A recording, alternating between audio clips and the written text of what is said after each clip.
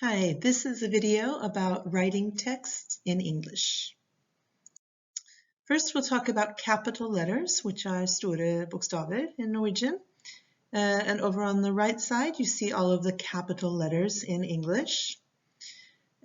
Sentences in English and Norwegian always start with a capital or uppercase letter. Sometimes we say capital, sometimes we say uppercase, and they mean the same thing, store bokstaver.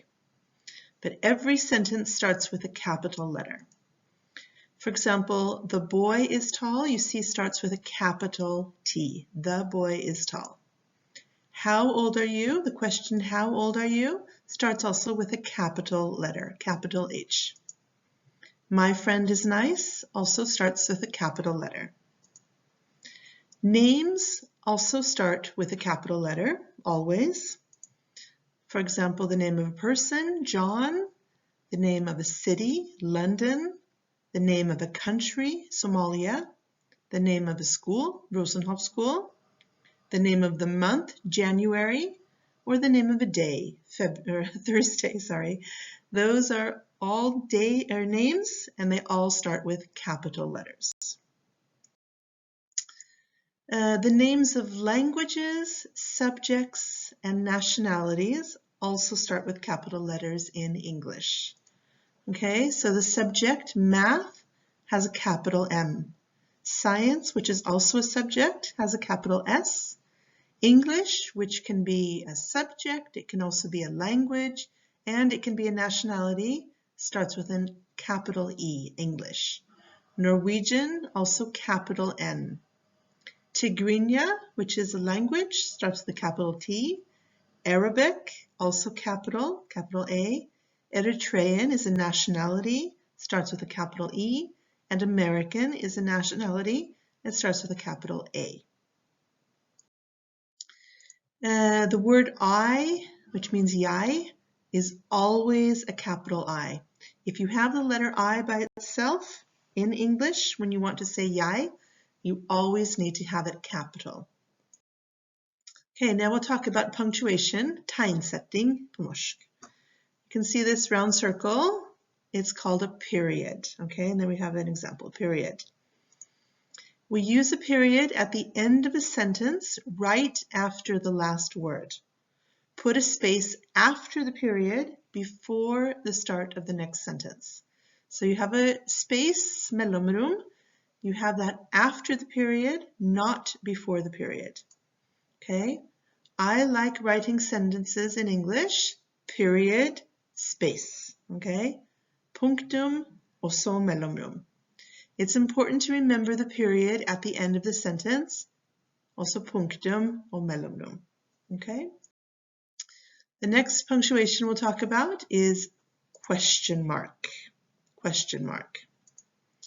We also use a question mark at the end of a question, right after the last word. Put a space after the question mark before the start of the next sentence, okay? Just like with a period, you have a space after the question mark before the start of the next sentence. There's no space before the question mark, only after. Why do we use question marks? Question mark, space, so that the reader knows that the sentence is a question. Okay, this is an example showing you where you put the question mark, right after the sentence. And all questions have a question mark at the end. Some questions start with a question word, like why, and then you have yes, no questions that start with the verb. Okay, but they always have a question mark. The next punctuation we'll talk about is the exclamation mark. Exclamation mark. We use exclamation marks at the end of a sentence to show that someone is speaking loudly or to show strong feelings. Okay? Wow! Exclamation mark. That is the best pizza I've ever had. Exclamation mark. Okay? This is someone who's showing very strong feelings. They're very excited, very happy. You can also use exclamation marks when you're talking about something that's very sad. It's just showing very strong feelings. And just as we do with a question mark and a period, you have a space after the exclamation mark. It goes at the end of the sentence after the exclamation mark. And here's some important information. It is not common to use exclamation marks in text written for school unless you are writing a fictional story. Okay, det er ikke vanlig å bruke utropstegn når du skriver tekster på skolen, med mindre du skriver noe som skal være en fortelling, som ikke er sant. Okay? When you're using a regular normal text in school, you should probably not use exclamation marks. It's not common. Next one we're going to talk about is the comma. You can use a comma when you combine two full sentences. Når du legger sammen to setninger. Put the comma after the first sentence with no period and before the conjunction and, but, or, for, or yet. Her snakker vi om sammensatte setninger, akkurat som på norsk. I like ice cream, comma, space, but I don't like cake. I like ice cream is a sentence, I don't like cake is a sentence, and we put them together with a comma and a conjunction, but. Okay, my friends are nice, and I am glad I know them. My friends are nice is a sentence, I am glad I know them is a sentence, and we put them together with a comma and the conjunction and. Okay? Another example with questions. Are you at home or are you at school? There are two questions here. Are you at home? Are you at school? We put them together with a comma and or. Okay, so these are called conjunctions. But, and, or are conjunctions, and for and yet are also conjunctions. And you can put two sentences together if you put a comma and then a conjunction, just like in Norwegian. Okay, you do the same thing in Norwegian. You can also use a comma between words when you have a list, but not before the word and. Okay, so here we see an example. The school subjects are Norwegian, comma, English, comma, math, and here you have no comma, social studies. Okay, so there's a list of 4 subjects, Norwegian, English, math, and social studies. You put a comma after Norwegian, you put a comma after English, but there's no comma after math because you have the word and. Okay? Another list, her favorite colors are red, pink, green, purple, and orange. Okay, here's a list of colors. Red, comma, pink, comma, green, comma, purple, no comma because we have the word and orange. Okay, so you have them between words but not before you use the word and. Okay, here's a little bit about sentences. All sentences have a verb and most sentences have a subject. So every verb in English and Norwegian has a verb and almost all sentences also have a subject. Okay, I know. I is the subject, know is the verb. Okay, she likes ice cream. She is the subject, likes is the verb. Okay, so when you see that you have several verbs, it might be that you have 2 verbs and 2 subjects. It might be more than one sentence. All sentences start with a capital letter, as I said before, and all sentences end with a period, question mark, or exclamation mark. 2 sentences can be combined with a comma and a conjunction, and, or, but, for, or yet. And finally, if your text is one long sentence, you should divide it into several shorter sentences. Okay, hvis du har en tekst som har bare en lang setning, da må du dele inn slik at du får flere kortere setninger. Og da må du huske at setninger skal ha subjekt og verb. Så må du finne ut hvor du kan dele det.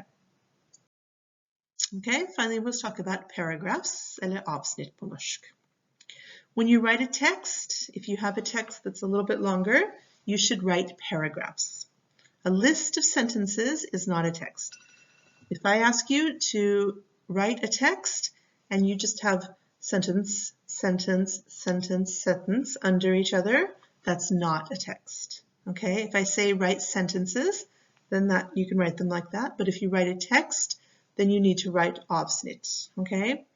That means that you start writing one sentence, and when that sentence is done, you start writing the next sentence on the same line, and then it goes to the next line, okay? Not a list of sentences, but a paragraph. A paragraph is several sentences which are about the same theme. Okay, så et avsnitt er flere setninger som handler om samme tema. Between paragraphs, you should have an empty line to show the reader that the paragraph is over. Okay, så mellom avsnitt bør du ha en mellomlinje hvor du ikke skriver noe, for å vise at avsnittet er slutt. And here's an example. Okay, this is a text with 3 paragraphs. 1, 2, 3 paragraphs. Tre avsnitt. A paragraph is a piece of writing with a series of sentences. The sentences should be about the same thing. A paragraph usually has 4 to 5 sentences. This paragraph is about what a paragraph is. Okay, so that was my first paragraph. It has 1, 2, 3, 4 sentences. Okay. And then there's a space, and then a new paragraph. This is a new paragraph. This paragraph is about my family. I am married and I have 3 children. My parents don't live in Norway. I have 2 sisters. Okay, so there's a new paragraph. This paragraph has 5 sentences. 1, 2, 3, no, sorry, it has 5 sentences. And all of the sentences are about the same theme, which is my family, okay? And then finally, another paragraph. This last paragraph is about my hobbies. I don't have so much free time, but I do have some hobbies. I like cooking, and I spend time making food on weekends. I also like to read. Okay, so the last paragraph is about hobbies, and all of the sentences are about my hobbies, okay? So those are examples of paragraphs, okay? 4 or 5 sentences which are about the same theme, and then in between paragraphs you have a space, okay? An empty line. Okay? Finally, we're going to talk a little bit about verbs. As I said before, every sentence has a verb. Many English verbs are irregular. Uregelmessig eller sterke verb. Check a dictionary or an irregular verb list to check that you use the correct form of an irregular verb. We talked about this a few weeks ago. If you Google irregular verbs list, you will find many good lists, okay? So when you're writing verbs that are irregular, and many English verbs are irregular, you need to check them. You need to learn them and check them. Yes, no questions start with a verb, okay? So for example, do you like sushi? Yes or no. Do is a verb. Are you awake? Yes or no. Okay? So some sentences that are questions, that are yes, no questions, start with a verb. Most sentences do not start with a verb. Okay? But it's important, as I said, that you check your verbs to make sure they are correct.